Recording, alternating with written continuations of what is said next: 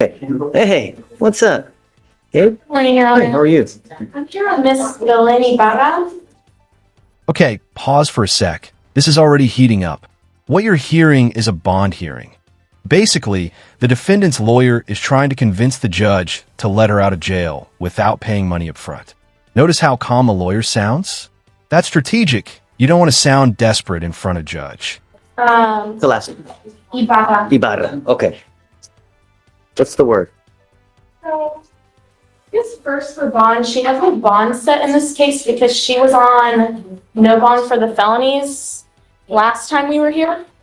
But the state is unopposed to a PR bond in this case because She's being held at no bond on the upstairs. I know, and the felony attorney is working on that. They resolved the felonies on Friday, and the bond was not relitigated up there. She's going into a PTI. She's going into like a 1-year PTI upstairs. And as part of that deal, we're going to get rid of our misdemeanor, but obviously she needs to get out in order to get into the PTI and everything. The felony attorney knows about the bond issue. I don't know when she plans to address it, but I'm just here to get her out on the misdemeanor. Right. Since it's going to be dismissed one way or the other with the felony PTI. So I just want to make sure that our case isn't holding up the felony offer essentially. Is she here now? Do we have her? She's in the holding cell. Do you mind bringing her out?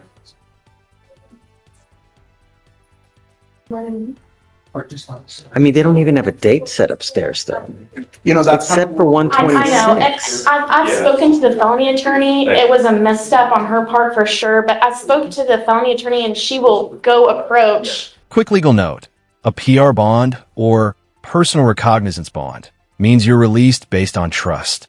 No bail cash, just a promise to show up in court. But here's a question for you. Should someone with prior assault charges get a PR bond? Comment your take. Would you trust her to come back? On it at some point. I mean, Are you anticipating a PR bond upstairs, too? I would assume so, yes, because she has a PTI. Like the felonies have been resolved, so I would assume Never yes. assume anything, I know. you know? I know, and I can't speak for what happens in the felonies. I'm only on the misdemeanor, Your Honor, but and I just see that the agreement's in deeds and everything. So Yeah. it looks like we're moving towards that. yeah. I just want to make sure that we don't. When do you want to set it for? So maybe like a week, Yeah, that's fine. and we'll see. Okay. That's fine. Does she have history of like flight? Do you know? Because she's got She has no history of flight. She lived in Houston most of her life. She is pregnant right now. She's 6 months pregnant, and essentially, we just kind of want to. She has 2 prior assault cases. Both of those, any flight in respect to those cases? I'm not. I actually ran over here. I don't think so. Based on what district clerk shows, no, Your Honor. Let's take a look. I don't see. And there it is, the turning point. The judge just granted her bond, but not without a warning. Notice the tone? He's being lenient, but cautious. Judges often walk that fine line between giving a second chance and protecting the public. All right, go ahead and sign.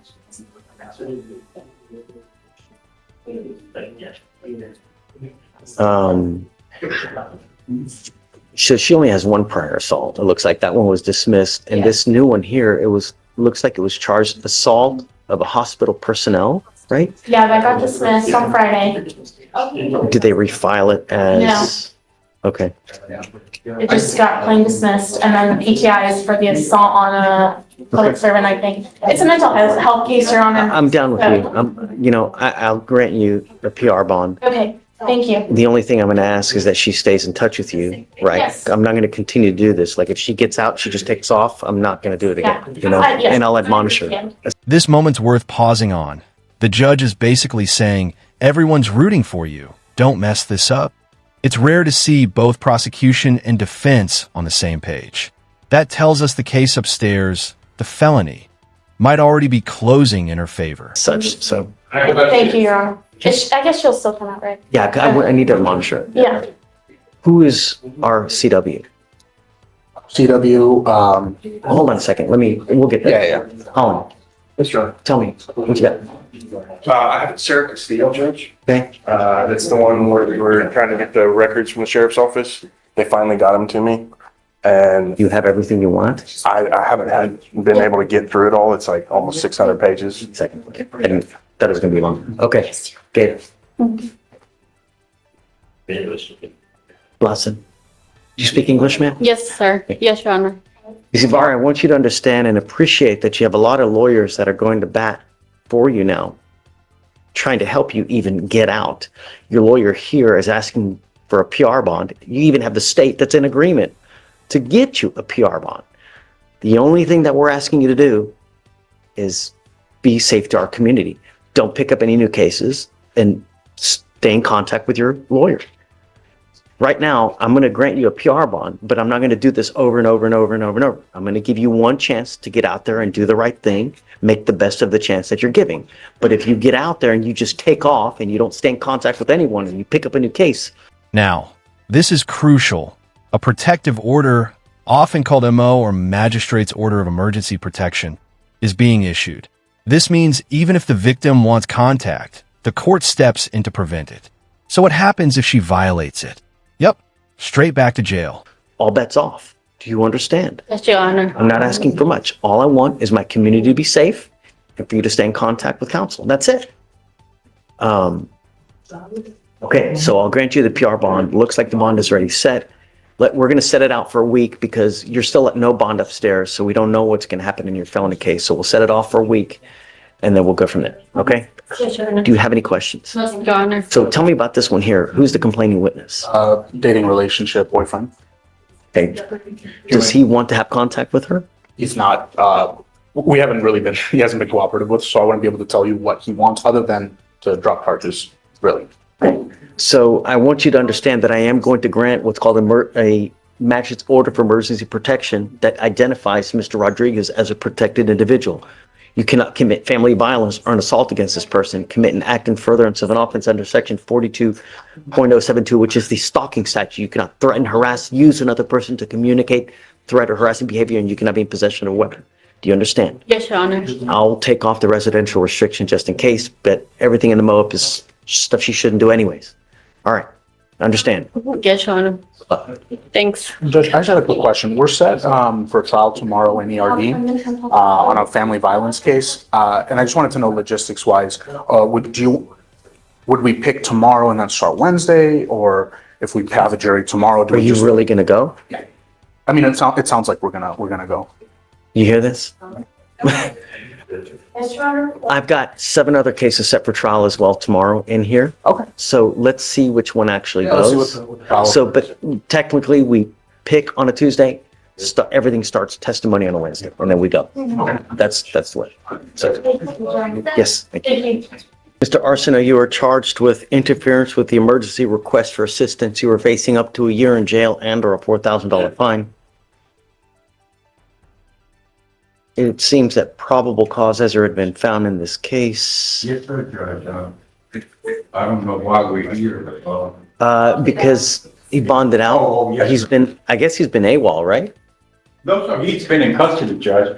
He had a felony assault of a family member that was dismissed last week, Okay, and that's why he got out. all right. So are there any kind of bond conditions that you guys would like state?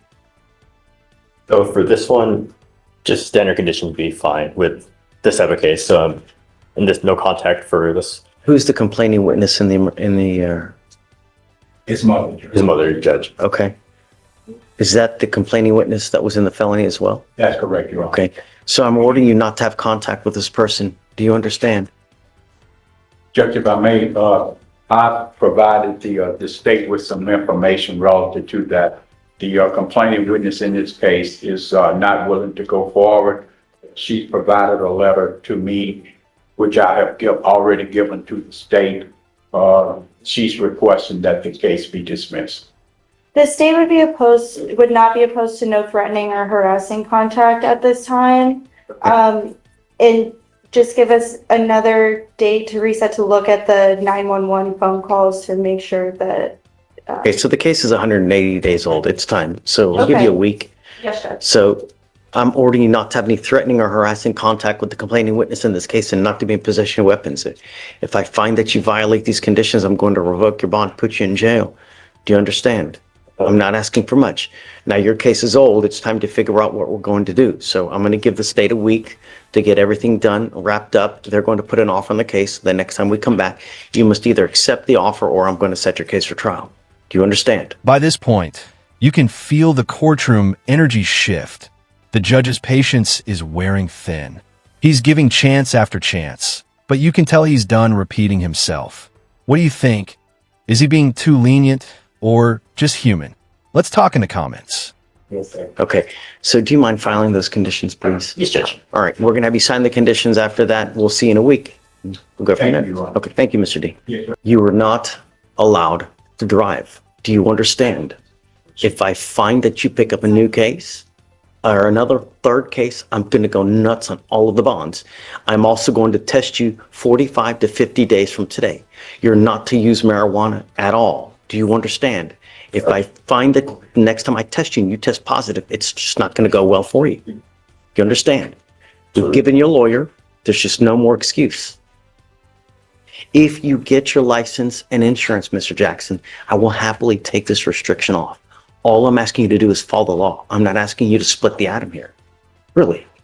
And Judge, we're working on it. We have a out-of-state fine or suspension, but we cannot figure out what state it comes from at the moment. So we Call are working, DPS, you know. because they're even You when can they call DPS. Have I given you the phone number? I don't think so, did I? Hold on. I think it's in Jacksonville. Do you mind giving this to me? This is the number to the driver's license division for DPS. When you call, you have to call at 7 o'clock in the morning. Do not call at 8. Do not call at 9, 102, because you'll never get through. Right when the phone line's open, call them. All you have to do is ask them, what do I need to do to be able to get my license? And then they'll tell you. All right, I'm going to have you come up here, promise to us that you're not going to drive. Then I'll get you to Victoria Sign and Reset. You'll get with Felicia if your bond conditions, and after that, you're ready to go. All right, good luck, guys. You got it. Ms. Johnson, you're charged with making a false report to a police officer. You are facing up to 6 months in jail and or a $2,000 fine. We are going to do probable cause. You have the right to remain silent. Anything you say can or will be used against you. You have the right to have an attorney present. If you cannot afford one, one will be appointed to you, man. Yes, Judge. On January 19th, 2025, at approximately 1:56 p.m., the officer was dispatched to a child custody dispute at a residence in Harris County, Texas. The officer made contact with the defendant's husband, who requested a report be completed because the defendant did not meet him at a scheduled time and location.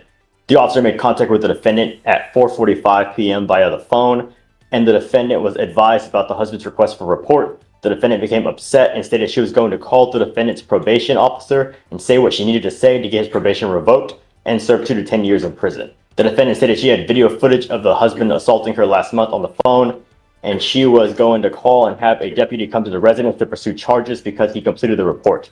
At approximately 5:37 p.m., the defendant made a family assault call, and the call slip stated, "See reportee," in reference to husband cussing and pushed reportee. The officer, who had previously contacted the defendant, arrived at the family assault call at approximately 6:02 p.m. and made contact with the defendant. The defendant stated the husband pushed her on 2 separate occasions in January 2025, and the defendant then stated the husband did not punch or push her, he merely brushed against her and admitted it was not intentional. The officer asked to see the video the defendant stated she had. The defendant denied making that statement, and the defendant then admitted to making the statement and stated she did not have a video, but the daughter was present. The defendant stated she did not feel pain, did not have visible injuries, and wanted to pursue charges. The defendant then attempted to change statements again, stating she never made a call for service. The officer read the call slip, and the defendant stated dispatch did not hear her correctly, and that was not what she meant to say. The defendant further denied making a statement regarding the husband's probation. The officer replayed a body-worn camera video of the defendant's statement while on the phone, and the defendant admitted she was not telling the truth. I never admitted it. All right, ma'am, I'm going to find if there's probable cause to go forward with your case. I'm ordering you as a condition of your bond not to have any contact with the complaining witness in this case. Do you understand? That is the gentleman in this case. If I find that you have contact with this person, I'm going to revoke your bond. Look, I can provide you a lawyer today. You can explain your side to the lawyer, but I've got a bunch of DAs here. Anything you say, they're going to try to use it against you to prove guilt. Just don't. I will give you a lawyer. Just explain your side to the lawyer. and then they can go talk to the DAs on your behalf. But I don't want you to say something where you put your proverbial foot in your mouth, you know? Don't. Just, so what I'm gonna do is I'm gonna have you sign a receipt of Victoria.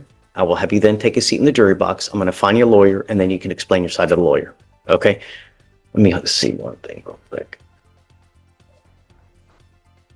I need you to fill an application for me, though. Do you mind? She's going to give you an application. I need you to fill it out, and then I'll have you talk to someone here momentarily.